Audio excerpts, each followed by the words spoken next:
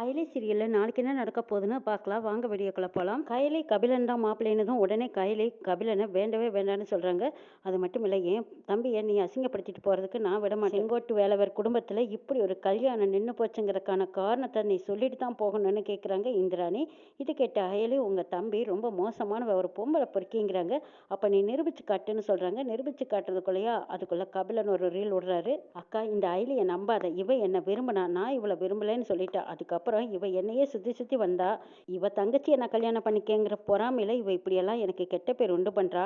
இவளும் நானும் ஒன்னதான் படிச்சோம் அப்படின்னு சொல்றாங்க. இதை கேட்ட இந்திராணி, இவ சொல்றது நம்புறதா அவன் சொல்றத நம்புறதான்னு புரியாம நிக்கிறாங்க. சொல்றது அத்தனையுமே பொய், நம்பாதக்கா. இவ தங்கச்சிக்கு பணக்கார இடத்துல கல்யாணம் நடக்குதுங்கிற பொறாமையில தான்க்கா இப்படி சொல்லலாம் என் பேர்ல கெட்ட பேர் சொல்லிட்டு இருக்காங்கிறாங்க. அப்போ ஜமுனா வந்து, ஏண்டி என் பொண்ணோட வாழ்க்கையை கெடுக்கிறதுக்காக நீ எத்தனை நாளா இப்படி குறி வச்ச? மரியாதையா நீ மண்டபத்தை விட்டு வெளியே போ, அப்பதான் என் பொண்ணுக்கு வாழ்க்கை அமையும் அப்படின்னு அயலியை அடிச்சு மண்டபத்தை விட்டு வெளியே போன்னு சொல்றாங்க. அப்ப தள்ளுன வேகத்துல சிவா வந்து தாங்கி பிடிச்சுக்கிறாங்க. யாரை பார்த்து வெளியே போன்னு சொல்றீங்க? அயலி இவ்வளவு நேரமா நகையை கொண்டு வந்து கொடுக்க வரைக்கும் உங்களுக்கு நல்லவளா தெரிஞ்சா, இப்போ உங்க காரியம் முடிஞ்சதும் இவ கெட்டவளா தெரியறளா? இப்ப மண்டபத்தை விட்டு வெளியே போனா சொல்றீங்க? இந்த கபிலன் சொல்றதெல்லாம் போய், இவன் பேச்சை நம்பாதீங்க. இவன் கூட தான் நானும் படித்தேன். இவனை கேட்டீங்கன்னா நான் இவன் கூட படிக்கலைன்னு தான் சொல்லுவானே. இவனை பத்தி எனக்கு நல்லா தெரியும். இந்த கபிலனை பத்தி ஆதாரம் தானே வேணும், நான் காட்டுறேன் பாருங்கன்னு சொல்லிட்டு சிவா அவங்க போன்ல இருக்கிற ஆதாரத்தை எடுத்து காட்டுறாங்க. இதெல்லாம் டூப்ளிகேட்டுங்கிறாங்க கபிலன். அயலி அவங்க செல்லுல இருந்தது ஒரிஜினலை எடுத்து காட்டுறாங்க. இதை பாட்டியா, இப்போவாது உங்களுக்கு புரியுதா இந்த கபிலன் யாருங்கிறது அப்படின்னு சொன்னதுக்கு அப்புறம் இந்திரனுக்கு வருது பாருங்க சரியான கோபம். போனதும் கபிலன் கணத்துல ஓங்கி ஒரு அறை விடுறாங்க. அக்கா, இவ சொல்றது எல்லாம் நம்பாதக்காங்கிறாங்க. ரித்திகா, இல்லைன்னா எனக்கு வாழ்க்கையே இல்லைக்கா, இவ சொல்றதை வச்சு இந்த கல்யாணம் நிறுத்தாதீங்கிறாங்க. அப்படின்னா அயலி சொன்னா மட்டும்தான் இந்த கல்யாணம் நடக்கும்னு சொல்லிடுறாங்க இந்திராணி. நிச்சயமா அயலி இந்த கல்யாணத்துக்கு சம்மதிக்கவே மாட்டா. இந்த கல்யாணம் நடக்கலைன்னா நான் செத்தே போயிடுவேன்னு சொல்லிட்டு கபிலன் ரூமுக்குள்ள போனதும் அவங்க சாகுறேன்னு முடிவெடுக்கிறாங்க. எல்லாருமா ஓடி போய் தடுத்து நிறுத்துறதுக்காக ஓடுறாங்க. பின்னாடியே ஓடி, டேய் கபலா, கதவை திறங்கிறாங்க. இல்லை, ரித்திகாவுக்கும் எனக்கு கல்யாணம் நடக்கும்னு சொன்னா மட்டும்தான் நான் கதவை திறப்பேன். ரித்திகாவை எனக்கு கல்யாணம் பண்ணி வச்சா மட்டும்தான் நான் வெளியில வருவேன் அப்படின்னு சொல்லிட்டு கபிலன் ட்ராமா பண்ணிக்கிட்டு இருக்காரு. டேய், இந்த கல்யாணம் கண்டிப்பா நடக்கும், நீ வெளியில வாடா அப்படின்னு கபிலனோட அப்பா எல்லாம் கெஞ்சுறாங்க. அதுக்கப்புறம் கபிலன் வெளியில வர்றாரு. அப்ப வேதநாயகி நினைக்கிறாங்க, இது எல்லாத்துக்கும் காரணம் இந்த அயலி தான். என் பையனோட கல்யாணத்தை நிறுத்துறதுக்காகவே இவ என்னென்னமோ சொல்லி என் பையன் கல்யாணத்தை நிறுத்திட்டா. இந்த கல்யாணத்தை எப்படியாவது நிறுத்திடலாம்னு நினைச்சேன். ஆனா என் பையனுக்கு ஒரு கெட்ட பேர் வச்சு இந்த கல்யாணத்தை நிறுத்துறது இதுல எனக்கு சம்மதம் இல்லை. இவங்க கிட்ட வரதட்சணை வேண்டான்னு சொன்னோம், ஆனாலும் இவங்க பணம் கொடுக்கறதா சொன்னாங்க. அப்ப அந்த பணத்தை சபையில வச்சு நம்ம வாங்கியே ஆகணும்னு நினைக்கிறாங்க வேதநாயகி. அங்க போய் பாக்குறாங்க, ஜமுனாவை கூப்பிடுறாங்க. ஜமுனா, இந்த கல்யாணத்துக்கு நீங்க கொடுக்க வேண்டிய வரதட்சணையை நீங்க சபையில வச்சு கொடுக்குறீங்களாங்கிறாங்க. அதுக்கு சரிங்கிறாங்க ஜமுனா. ஜமுனா வந்து அயலியோட அப்பா கிட்ட சொல்றாங்க, சரி நான் போய் பணத்தை எடுத்துட்டு வரேன்ட்டு வீட்டுக்கு போறாங்க. வீட்டுல வச்சிருந்த பணத்தை போய் எடுக்கிறாங்க. அந்த பணத்தை பார்க்கும்போது பணம் கொஞ்சம் கம்மியா இருக்கு. அதை பார்த்ததும் அதிர்ச்சி அடைகிறாங்க. ஐயோ, என்னது, 5 லட்சம் ரூபா பணமெல்லாம் நம்ம வச்சிருந்தோம், இப்போ சபையில கொண்டு போய் 5 லட்சத்தையும் வைக்கணும், அதுலயும் குறைவா வச்சா ரொம்ப அசிங்கமா போயிடுமே. இப்ப பணத்தை காணான்னு சொன்னாலும் ஜமுனா உடனே அயலி மேலதான் பழிய சுமத்துவா. இப்பதான் நகையை காணான்னு பழி சுமத்தினா, எப்படியோ அயலி கண்டுபிடிச்சு கொண்டு வந்து சேர்த்துனா அந்த பழி நீங்குச்சு. இப்போ இந்த பணத்தை காணான்னு சொன்னாலும் அயலி மேலதான் பழி சொல்லுவாளே. இப்போ என்ன செய்யறதுன்னு யோசிக்கிறாங்க. அயலி சிவா 2 பேரும் பேசிக்கிறாங்க. ஆமா, தினேஷ் கிட்ட நம்ம பணத்தை 5 லட்சத்தை கொடுத்தோம், இப்போ பணம் வேற கேட்குறாங்க, சபையில வைக்கிறதுக்கு பணம் வேணும், இப்போ என்ன செய்யறது, திடீர்னு 5 லட்சத்துக்கு நம்ம என்ன செய்யறதுன்னு யோசிக்கிறாங்க இவங்க 2 பேரும். அந்த பணத்தை எப்படியாவது நம்ம ரெடி பண்ணி தானே ஆகணும், நம்ம ரெடி பண்ணிடலாங்கிறாங்க சிவா. இங்க பார்த்தா தினேஷ் பணத்தையும் வாங்கிக்கிட்டு எப்படியோ வெளியில வந்துடுறாரு. தினேஷ் நினைக்கிறாங்க, இந்த தீர்த்தியை நம்ம சும்மாவே விடக்கூடாது, நம்மளை எப்படி வசமா மாட்டி விட்டுட்டா.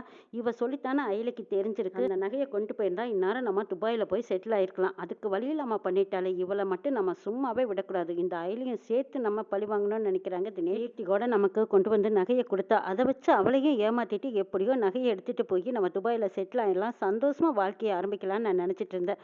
அது எல்லாமே இந்த அயலினால பாழாயிருச்சு. இந்த அயலியும் சும்மா விட போறதில்ல, இந்த கல்யாணத்தையும் நிறுத்த போறதில்ல, அடுத்தது இந்த தீப்தியும் நான் நாசப்படுத்த போறேங்கிறாங்க.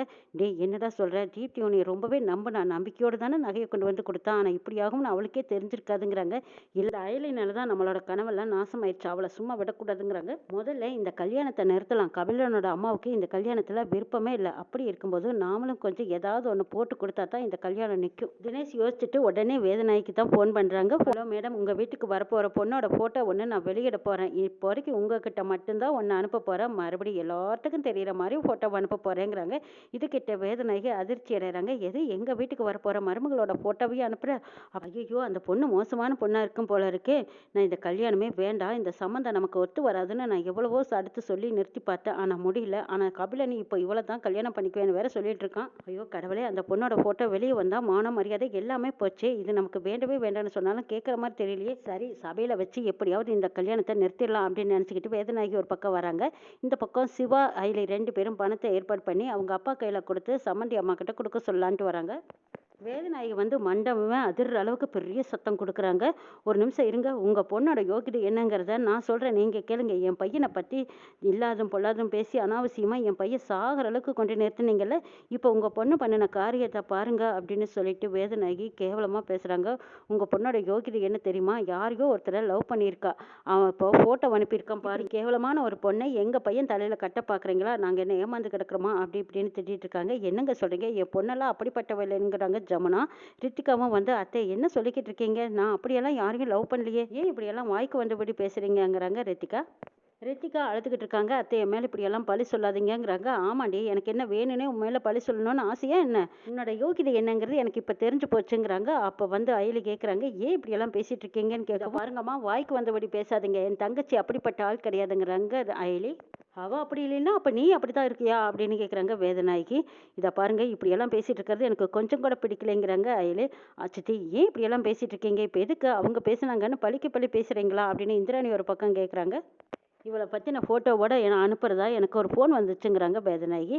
எங்க கல்யாணத்த நிறுத்துறதுக்காக ஏதேதோ சொல்லுவாங்க. ஆனா அவங்க ஃபோட்டோவ அனுப்புனாங்களா? இப்படி யாரோ ஏதோ ஒண்ணு சொல்றாங்கங்கிறதுக்காக கல்யாணத்தையே நிறுத்துவீங்களா? அது மட்டும் இல்லாம என் தங்கச்சி பேர்ல அபாண்டமா பழி சொல்றீங்களே! எந்த ஆதாரமும் இல்லாம இப்படியெல்லாம் பேசாதீங்கன்னு சொல்றாங்க அயலி.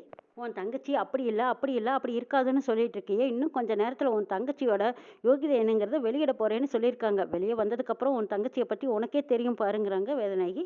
இவங்க பேசிட்டு இருக்கிறத வச்சு இந்திராணி வந்து ரித்திகா கிட்ட கேட்குறாங்க. என்ன ரித்திகா இப்படியெல்லாம் சொல்லிட்டு இருக்காங்களே இதெல்லாம் உண்மைதானாங்கிறாங்க.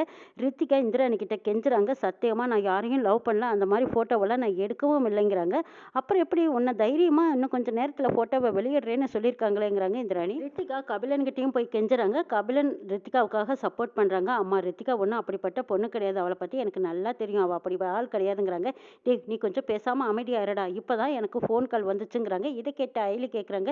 சரி ஃபோன் கால் வந்துச்சுன்னு சொல்றீங்களே எந்த நம்பர்லேருந்து வந்தது அந்த நம்பர் கொடுங்கன்னு கேட்குறாங்க அயலி. அயலி அந்த நம்பரை சிவா கிட்ட சொல்றாங்க. இதை பாருங்க இப்போ அனுப்பி வச்சிருக்கிற நம்பர் யாருதுன்னு கண்டுபிடிச்சு சொல்லுங்க ஜீனியருங்கிறாங்க. சரி நான் பார்த்து சொல்றேங்கிறாங்க சிவா. இதை பாருங்க இந்த நம்பர் யாருதுன்னு இன்னும் கொஞ்ச நேரத்தில் தெரிஞ்சு போயிடும். அது வரைக்கும் நீங்க ரித்திகாவை தப்பு தப்பா பேசிட்டு இருக்காதீங்கிறாங்க அயலி. சித்தி கொஞ்சம் பொறுமையா இருங்க. ஒரு பொண்ணு பேர்ல அபாண்டமா பழி சொல்லக்கூடாது. யாரோ ஏதோ ஃபோன் பண்ணி சொன்னாங்கங்கிறதுக்காக நம்ம அநியாயமா பேசக்கூடாது. அயலி தான் சொல்றாங்கல்ல அது யாருங்கிறத கண்டுபிடிச்சு சொல்றா. அவங்க எதுக்காக உங்களுக்கு ஃபோன் பண்ணி இப்படி சொல்லியிருக்காங்கன்னு நம்ம தெரிஞ்சுக்கலாம். கொஞ்சம் நேரம் அமைதியா இருங்கன்னு சொல்றாங்க இந்திராணி. அயலி நெருப்பு இல்லாம புகையுமா? இந்த பொண்ணு தப்பு இல்லாம வேற யாராவது இப்படி தைரியமா தப்பு சொல்லுவாங்களாங்கிறாங்க. இருங்க சித்தி என்னதான் சொல்றாங்கன்னு நம்மளும் பார்க்கலாம். பொறுமையா இருங்கங்கிறாங்க இந்திராணி. அயலியை கூப்பிட்டு தினேஷ் தான் ஃபோன் பண்ணியிருக்காங்கிறாங்க. இதை கேட்டதும் அதிர்ச்சி அடைகிறாங்க அயலி. என்ன ஜெனியர் இது? அவனுக்கு பணம் 5 லட்சம் ரூபாய் கொடுத்து இதை பத்தி பேசக்கூடாது. அந்த போட்டோவெல்லாம் டெலீட் பண்ணிருன்னு சொல்லியிருந்து இந்த மாதிரி பண்ணியிருக்கானே இவனை என்ன செய்யறதுங்கிறாங்க. டிவியை பத்தி தப்பா போட்டோ எடுத்து வச்சுக்கிட்டு அதை வெளியிடுறதா சொல்லிட்டு இருக்கான். இவங்க எல்லாரும் அதை ரித்திகான்னு நினைச்சுக்கிட்டு தப்பா புரிஞ்சுக்கிட்டு இப்படி கல்யாணத்தை நிறுத்த முயற்சி பண்றாங்க. இப்போ என்ன செய்யலாம்னு கேட்குறாங்க சிவா. சிவா இப்போ 2 பொண்ணுங்களோட வாழ்க்கையுமே முக்கியம். இப்போ ரித்திகாவை பற்றியோ இல்லை தீபியை பற்றியோ அவன் வெளியிட்டா ரொம்ப பிரச்சனையாயிடும். இப்போ என்ன செய்யறதுங்கிறாங்க. முதல்ல அந்த தினேஷை பிடிக்கணும். அதுக்கப்புறமா அவனோட செல்லை வாங்கி அவனோட நம்பரை முடக்கணும். அப்போ தான் தீப்தியை காப்பாற்ற முடியும். ரித்திகாவோட கல்யாணமும் நல்லபடியாக நடக்கும்னு முடிவெடுக்கிறாங்க. என்ன பண்ண போறாங்க அப்படிங்கிறதையும் நம்ம நாளை எபிசோட்ல பார்க்கலாம்.